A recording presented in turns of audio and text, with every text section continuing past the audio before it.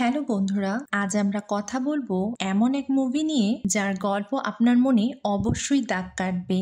এটি এমন এক রাজকন্যার গল্প যে শুধুমাত্র নিজেকে রক্ষা করতে নয়, বরং ভাগ্যকে বদলে দিতে প্রস্তুত। কিন্তু গল্পটি এত সহজ নয়, কারণ এখানে শত্রু শুধু মানুষ নয়, বরং সাথে আছে ভয়ঙ্কর এক ড্রাগন।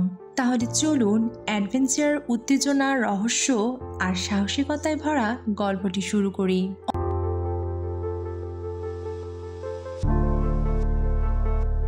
অনেক অনেক বছর আগে অরিয়া রাজ্যে এক ভয়ঙ্কর ঘটনা ঘটে।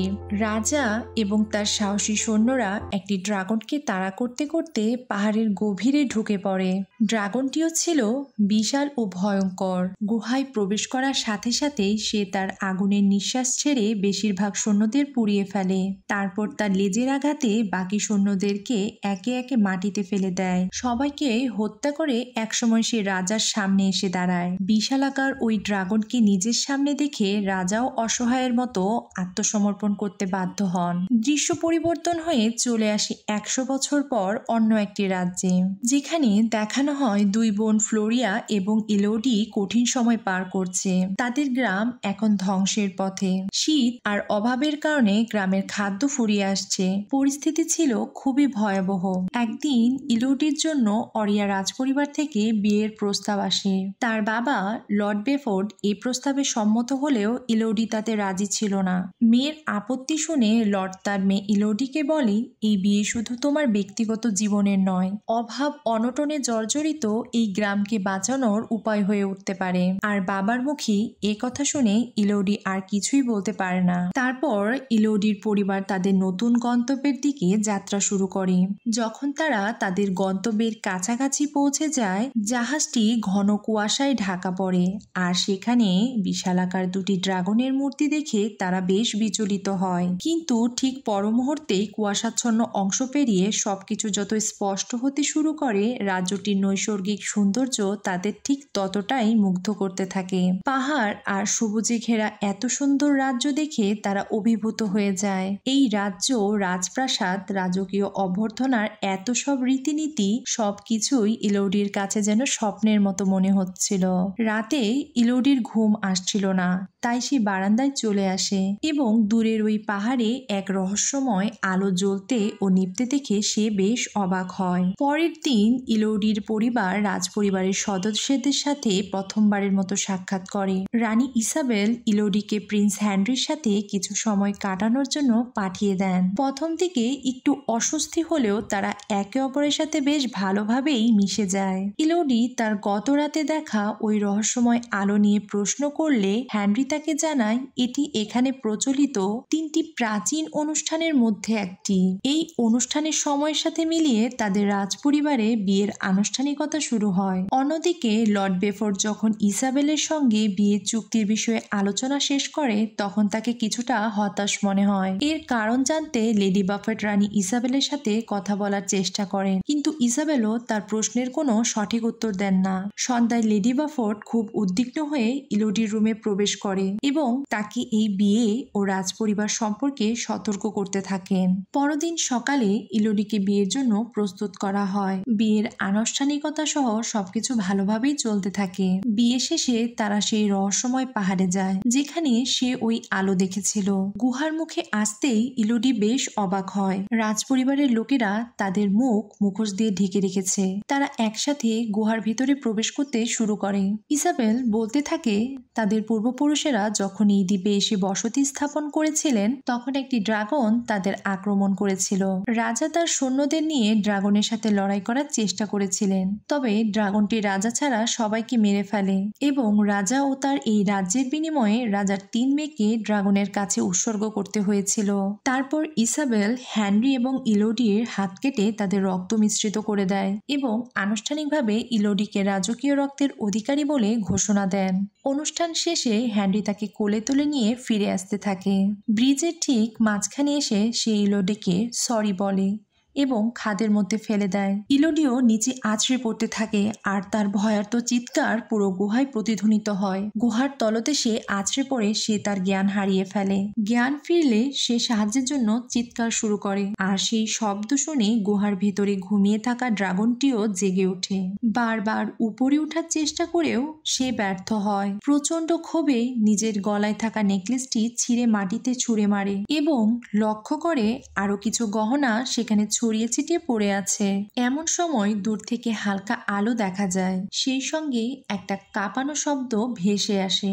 আগুনে জ্বলতে থাকা কিছু একটা দেখে সে এগিয়ে যায়। কাছে গিয়ে দেখতে পায় আগুনে ঝলসে যাওয়া একটি পাখি। তারপর আগুনে পুড়তে থাকা শত শত পাখি একসঙ্গে গুহা থেকে বেরিয়ে এসে একে একে মাটিতে পড়ে যায়। ছড়িয়ে পড়া আলোতে ইলোডি দেখতে পায় বিশাল এক ড্রাগন। ইলোডি ভয়ে পাথর হয়ে যায়। পালানোর জন্য ছুটতে ছুটতে সে পাথরের আড়ালে লুকিয়ে পড়ে। সেই মুহূর্তে ড্রাগন কথা বলতে শুরু করে। তোমার রক্তে আমি রাজপরিবারের গন্ধ পেয়েছি আর তোমার প্রত্যেক প্রজন্মকে এর মূল্য দিতে হবে।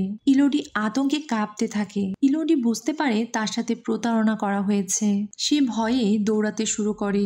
ড্রাগন তার আগুনের নিঃশ্বাস দিয়ে তাকে আক্রমণ করে। সুড়ঙ্গে ঢুকে কোনো মতো সে বাঁচে, কিন্তু ভেতরে একটি পোড়া দেহ দেখে সে আটকে ওঠে। এটি সেই মেয়ে যাকে সে বারান্দায় দেখেছিল। যখন সে শুনতে পায় ড্রাগন তার পিছনে আসছে, তখন ইলোডি একটি ছোট গর্ত দিয়ে পালানোর চেষ্টা করে, কিন্তু তার পোশাকটি এতে আটকে যায়। অনেক সংগ্রামের পর ইলোডি ওই ছোট গর্তে প্রবেশ করে লুকিয়ে পালিয়ে যেতে সক্ষম হয়, কিন্তু দুর্ভাগ্যবশত তার পা কিছুটা পুড়ে যায়। নিজের পোশাক ছিঁড়ে সে ক্ষত স্থানটি বেঁধে ফেলে। সঙ্গে থাকা সুগন্ধি ডিফিউজারটিতে আগুন জ্বেলে নেয় এবং লণ্ঠন হিসাবে ব্যবহার করতে থাকে। একটি সংকীর্ণ পথ পেয়ে সে হামাগুড়ি দিতে শুরু করে, কিন্তু আবারও তার পোশাক সেখানে আটকে যায়। মুক্ত হতে গিয়ে সে নিচে পিছলে পড়ে। অন্ধকারাচ্ছন্ন হয়ে পড়েও সে হাল ছাড়ে না। দেয়াল ধরে ধরে হাঁটতে থাকে। দূরের ওই আলোর দিকে যাওয়ার জন্য সে দৃঢ় প্রতিজ্ঞ, কিন্তু হাঁটতে হাঁটতে সে একেবারেই পাহাড়ের কিনারায় পৌঁছে যায়। আর খাদের গভীরতা বুঝে নিতে সে তার বিয়ের আংটিটির সাহায্য নেয়। ফেলে দেয় অতল গহ্বরে। ওপারের ওই আলোর উদ্দেশ্যে দেয় এক বড় লাফ। পিচ্ছিল পাথরের গা বেয়ে সে নিচে পড়তে শুরু করে, কিন্তু ভাগ্যক্রমে তার গ্রাউন্ড বেল্টটি একটি পাথরে আটকে যায়। খুব অল্প সময়ের জন্য হলেও এটি ইলোডিকে নিজেকে বাঁচিয়ে ফেলার একটি সুযোগ দেয়। আবারও এক শ্বাসরুদ্ধ সংগ্রামের পর সে উপরে উঠে আসে এবং দেখতে পায় আলো আসছিল মূলত এক ধরনের পোকা থেকে। ইলোডি তার জামার একটি অংশ ছিঁড়ে ফেলে আর নীল ফায়ার পিক্সদের ভেতরে ভরে নিয়ে নতুন একটি লণ্ঠন বানায়। গলতে থাকা বরফের নিচে দাঁড়িয়ে ফোঁটায় ফোঁটায় তার তৃষ্ণা নিবারণের চেষ্টা করে। হঠাৎই জমে থাকা বরফগুলো দ্রুত গলতে থাকে। চারপাশটা লাল হয়ে উঠতে শুরু করে। সে দ্রুত পিছিয়ে আসে, যেন ভয়ঙ্কর কিছু একটা বরফের পেছনে লুকিয়ে আছে। ড্রাগন তার আগুনের নিঃশ্বাস ছুটতে ছুটতে বরফ ভেদ করে নিচে নেমে আসে। ইলোডিও সেখান থেকে পালিয়ে যায়, কিন্তু খুব বেশি দূর যেতে পারে না। একটি সুড়ঙ্গে লুকিয়ে পড়ে। সে দেয়ালে একটি বার্তা খুঁজে পায়। স্থানটি নিরাপদ, সে এখানে পৌঁছতে পারবে না। ভি চিহ্ন দিয়ে এটি স্বাক্ষরিত। চারপাশে তাকিয়ে ইলোডি মেয়েদের পোশাক এবং দেয়ালে খোদাই করা তাদের নাম দেখতে পায়। যুগের পর যুগ ধরে বলি হওয়া মেয়েদের এসব স্মৃতিচিহ্ন তাকে খুব কষ্ট দেয়। তার ঝলসে যাওয়া পায়ের অবস্থাও বেশ খারাপ। হতাশ হয়ে লণ্ঠন আঁকড়ে সে ঘুমানোর চেষ্টা করে, কিন্তু সেই মেয়েদের দুঃস্বপ্ন তাকে ঘুমাতে দেয় না। সে জেগে ওঠে এবং লক্ষ্য করে একদল ফায়ার পিক্স তার পায়ের ক্ষত স্থানটিকে ঘিরে রেখেছে। ভয় পেয়ে সে সেগুলো সরাতে শুরু করে, কিন্তু খেয়াল করে ফায়ার পিক্সগুলো তার ক্ষত সারিয়ে তুলছে। তাই সে তার হাতের ক্ষতটি সারিয়ে তুলতে আরেকটি ফায়ার পিক্সের সাহায্য নেয়। এরপর ইলোডি দেয়ালে খোদাই করা একটি মানচিত্র দেখতে পায়। মানচিত্রটিকে তার যাত্রাপথের সাথে মেলানোর চেষ্টা করে। ভালো করে বুঝে নিয়ে সে মানচিত্রটিকে অনুসরণ করতে শুরু করে এবং চলতে চলতে ক্রিস্টালে ভরা এক সুড়ঙ্গের সামনে চলে আসে। সেই সুড়ঙ্গ বেয়ে গুহার অতলে নেমে আসছিল সূর্যের আলো, আর সেই সূর্যালোকের স্পর্শই যেন তাকে মুক্তির আনন্দ এনে দিয়েছিল। সে ক্রিস্টালগুলোকে পরখ করে একেবার দেখে নেয়। সুড়ঙ্গের নিচে কুড়িয়ে পাওয়া একটি মুকুট, আর মুকুটের গায়ে অঙ্কিত ভি তার শক্তি ও সাহস দুই যেন বাড়িয়ে দিয়েছিল। সে সুড়ঙ্গ বেয়ে উপরে ওঠার প্রস্তুতি নেয়। মুকুট ও হাতের সাহায্যে সে উপরে উঠতে শুরু করে। ড্রাগনটিও সুড়ঙ্গের নিচে চলে আসে এবং সে ইলোডিকে দেখে ফেলে। আর এরই মাঝে তার ধরে রাখা ক্রিস্টালটি হঠাৎই ভেঙে যায় আর সে নিচে পড়তে শুরু করে, কিন্তু শেষ মুহূর্তে আরেকটি ক্রিস্টালে সে নিজেকে আটকে ফেলে এবং সুড়ঙ্গের উপরে উঠে আসতে সক্ষম হয়। কিন্তু এখানে এসে সে যা দেখে তার জন্য সে মোটেও প্রস্তুত ছিল না। বিধ্বস্ত ইলোডি কাঁদতে শুরু করে। হঠাৎই ঘোড়ার আওয়াজ শুনে ইলোডির মনে আশার সঞ্চার হয়। সে লক্ষ্য করে যে একদল আরোহী পাহাড়ের দিকে আসছে, তাই সে সাহায্যের জন্য চিৎকার করতে থাকে।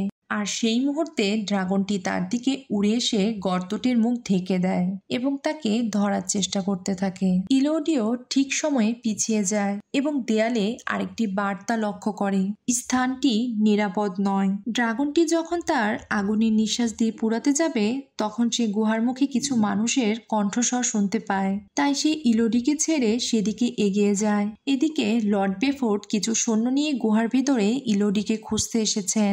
ইলোডি আবারও ফিরে যাওয়ার পথ খুঁজতে থাকে।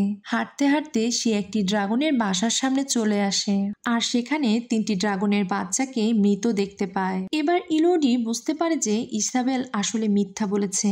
ড্রাগনটি তাদের এমনি এমনি আক্রমণ করেনি। ফ্ল্যাশব্যাকে দেখানো হয় রাজা গুহায় প্রবেশ করেই ড্রাগনের সদ্যপ্রসূত 3টি শিশুকে হত্যা করার নির্দেশ দিয়েছিল, আর তার প্রাণপ্রিয় সন্তানদের হত্যা হতে দেখে ড্রাগনটি প্রতিশোধ পরায়ণ হয়ে ওঠে।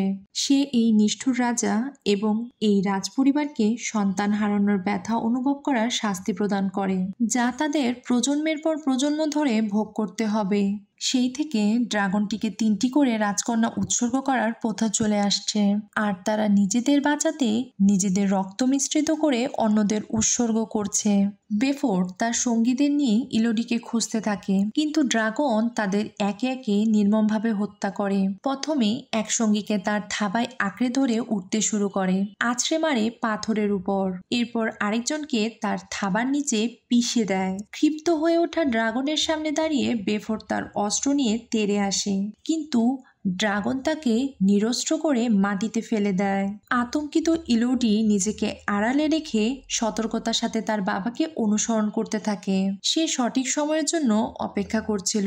বেফোর্ড তার জীবনের শেষ মুহূর্তে ইলোডির কাছে তার ভুল স্বীকার করে এবং বাইরে বেরিয়ে না আসার জন্য সতর্ক করে। তার এই কাজ ড্রাগনের ক্রোধকে আরো বাড়িয়ে দেয়, তাই সে তাকে হত্যা করে। ইলোডি আড়ালে থেকে কান্না চেপে রাখতে পারেনি। তার ক্ষুদ্র আওয়াজ ড্রাগনের মনোযোগ আকর্ষণ করে। সে তার অবস্থান বুঝে ওঠার চেষ্টা করতে থাকে। ঠিক তখনই একজন গার্ডের অসতর্ক শব্দ ড্রাগনকে বিভ্রান্ত করে। ড্রাগন চলে যাওয়ার সাথে সাথেই ইলোডি তার বাবাকে বিদায় জানায় এবং দ্রুত দড়ি বেয়ে সুড়ঙ্গ থেকে উপরে উঠতে শুরু করে। এদিকে ড্রাগন গার্ডকে হত্যা করে। ইলোডিকে দেখতে পেয়ে তার দিকে আগুন ছুড়ে দেয়, কিন্তু সে দ্রুত উপরে উঠে যায় এবং গুহা থেকে বাইরে বেরিয়ে আসতে সক্ষম হয়। ক্ষিপ্ত ড্রাগনটিও বাইরে বেরিয়ে আসে। ইলোডি তার বাবার ঘোড়ায় উঠে যায় এবং কিছু দূর যেতেই সে ঘোড়া থেকে নেমে পড়ে আর একটি পাথরের খাঁচের ভিতরে নিজেকে লুকিয়ে রাখে। ইলোডিকে না পেয়ে ক্ষিপ্ত ড্রাগন ঘোড়াটিকে পুড়িয়ে দেয়, আর এভাবেই প্রতারিত হয়ে ড্রাগন মেঘের উপরে আগুনের নিঃশ্বাস ছুটতে থাকে। চুক্তি ভঙ্গ করার চিহ্ন হিসাবে সে এক ভয়ঙ্কর ঝড় সৃষ্টি করে। দুর্গ থেকে ইসাবেল এটি লক্ষ্য করে এবং তার সৈনিকদের নির্দেশ দেয় ফ্লোরিয়াকে অপহরণ করতে। লেডি বফেট তাদের বাধা দিলে তারা তাকে ছুরি দিয়ে আঘাত করে। আহত লেডি বফেটকে দেখে ইলোডি আড়াল থেকে বেরিয়ে আসে। সমস্ত ঘটনার বর্ণনা শুনে ইলোডি তার বোনকে বাঁচানোর প্রতিশ্রুতি দেয় এবং ঘোড়া নিয়ে পাহাড়ের দিকে রওনা হয়। এদিকে ফ্লোরিয়াকে ধরে নিয়ে যাওয়া হয় সেই পাহাড়ি গুহায়, তবে হেনরি একটি শিশুর সাথে এরকম অবিচার করতে অস্বীকৃতি জানায়। তাই ইসাবেল তাকে উপেক্ষা করে এবং নিজের রক্ত ব্যবহার করে ফ্লোরিয়াকে খাদের মধ্যে ফেলে দেয়। অচেতন ফ্লোরিয়া ড্রাগনের হাতে ধরা পড়ে। ড্রাগন তাকে হত্যা না করে তার বোন ইলোডির জন্য অপেক্ষা করতে থাকে। এদিকে ইলোডি দ্রুতই সেখানে পৌঁছে যায়। সে তার পূর্বের অভিজ্ঞতা ব্যবহার করে ড্রাগনকে বিভ্রান্ত করতে একটি কৌশল তৈরি করে। শব্দ শুনে ড্রাগন তার বোনকে ছেড়ে বাইরে বেরিয়ে আসে আর সে চলে আসে তার বোনের কাছে। কৌশল বুঝতে পেরে ড্রাগনটি তৎক্ষণাৎ ফিরে আসে আর এবার তারা মুখোমুখি হয়। ইলোডি তাকে বোঝানোর চেষ্টা করে যে তারা সবাই রানী দ্বারা প্রতারিত হয়েছে, কিন্তু ড্রাগন তাকে বিশ্বাস করে না এবং আগুন নিঃশ্বাস নেওয়ার চেষ্টা করে। ইলোডিও তরোয়াল দিয়ে তার মুখে আঘাত করে উপর থেকে পড়ে যায়। তার বাহু এবং কাঁধের কিছু অংশ পুড়ে যায়। ড্রাগন তার মুখ থেকে তরোয়ালটি সরিয়ে নেয় আর ইলোডিও হ্রদ থেকে বেরিয়ে আসে। ফ্লোরিয়া তার দিকে আরেকটি তলোয়ার ছুঁড়ে দেয়। হঠাৎ ড্রাগনটি তার উপরে ঝাঁপিয়ে পড়ে এবং তার নখ দিয়ে তাকে আঘাত করতে থাকে। সে তাকে হত্যা করার আগেই ইলোডি ড্রাগনের চোখে ছুরি দিয়ে আঘাত করে। প্রচণ্ড ব্যথায় সে ইলোডিকে ছুঁড়ে ফেলে দেয়। তারপর ইলোডি তরোয়াল নিয়ে ড্রাগনের দিকে ছুটে যায়। এবার সে ড্রাগনের বুকে আঘাত করে আর ড্রাগন তাকে আবারও ধরে ফেলে। ইলোডি এবার ড্রাগনের থাবাতে ছুরির আঘাত করে আর ড্রাগন তাকে আবারও ফেলে দেয়। ইলোডি এবার একটি বুদ্ধি করে। বক্রাকার একটি পাথরের খণ্ডের সামনে দাঁড়িয়ে সে ড্রাগনকে প্রলুব্ধ করতে থাকে, তাকে পুড়িয়ে ফেলতে বলে। ড্রাগনও তার আগুনের নিঃশ্বাস ছুঁড়ে মারে। ইলোডি শেষ মুহূর্তে সরে যায় আর ছুঁড়ে দেওয়া আগুন পাথরের খণ্ডে প্রতিহত হয়ে ড্রাগনকেই পুড়িয়ে ফেলে। এবার ইলোডি আঘাতপ্রাপ্ত ড্রাগনকে তার হাতের ওই কাটা দাগ দেখায়। প্রতারণার সমস্ত কৌশল তার কাছে ব্যাখ্যা করে। ইলোডি তার তরোয়াল ফেলে দেয় আর হ্রদ থেকে একগুচ্ছ ফায়ার পিক্স তুলে এনে রেখে দেয় ড্রাগনের শরীরে। এদিকে আরেকটি বিবাহ উদযাপন করা হচ্ছে, যেন তারা চুক্তি অনুযায়ী তৃতীয় মেয়েটিকে উৎসর্গ করতে পারে। হঠাৎই ইলোডি সেই বিয়ের আসরে চলে আসে এবং কনিকে তার পরিবার নিয়ে পালিয়ে যেতে বলে। তারপর ড্রাগনটিও সেখানে চলে আসে। আতঙ্কিত সবাই এদিক সেদিক ছুটতে শুরু করে আর ড্রাগন উপস্থিত সকলের উপর তার আগুনের নিঃশ্বাস ছুঁড়ে মারতে থাকে। হেনরি তার চোখ বন্ধ করে শাস্তি মেনে নেয় আর রানীর আর্তনাদ চারিদিকে প্রতিধ্বনিত হতে থাকে। কিন্তু ড্রাগনের আগুন সেই শব্দকে ধ্বংস করে দিয়ে চারিদিকে ছড়িয়ে দেয় শুধু মৃত্যু আর ধ্বংস। গোটা রাজ্যটি যেন তার প্রতিশোধের সাক্ষী হয়ে ভেঙে পড়তে শুরু করে। ইলোডি সেই ধ্বংসযজ্ঞ থেকে বেরিয়ে আসে। শান্ত হয় সেই ক্রোধের আগুন। বন্ধুরা, এই ছিল আমাদের আজকের গল্প।